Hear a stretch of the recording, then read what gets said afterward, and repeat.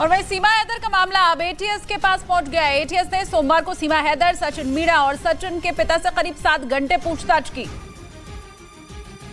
सीमा हैदर को एटीएस की टीम 2:06 पर उसके घर से लेकर गई थी।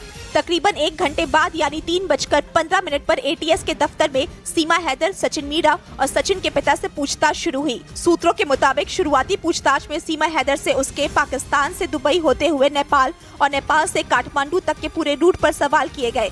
इसके अलावा सूत्रों के मुताबिक उससे उसके मोबाइल फोन, कॉल्स और उसके पहले पति गुलाम हैदर के बारे में पूछताछ हुई। सूत्रों के मुताबिक उससे उसके बच्चों और उसके पासपोर्ट को भी लेकर सवाल किए गए। इतना ही नहीं, सूत्रों के मुताबिक सीमा हैदर के पूरे परिवार के लोगों से जुड़ी जानकारी, मसलन उसके माता पिता, भाई बहन के बारे में भी बात हुई। दरअसल एटीएस की पूछताछ का मकसद यही था कि वो ये जान सके कि सीमा हैदर कैसे पाकिस्तान से 4 बच्चों को लेकर अवैध तरीके से हिंदुस्तान पहुंच गई और खुफिया एजेंसियों को भनक तक नहीं लगी।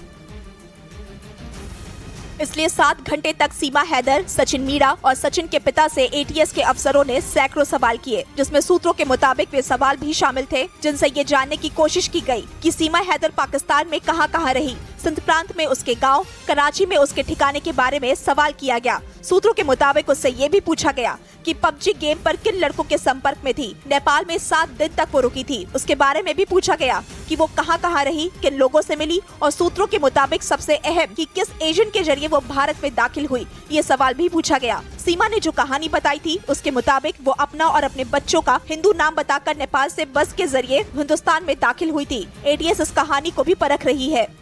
सूत्रों के मुताबिक पाकिस्तान से आई सीमा हैदर के अलग अलग बयानों की वजह से यूपी पुलिस का शक उन पर गहरा गया। इसी वजह से एक रोज पहले नोएडा पुलिस ने भी उनसे 1 घंटे तक पूछताछ की।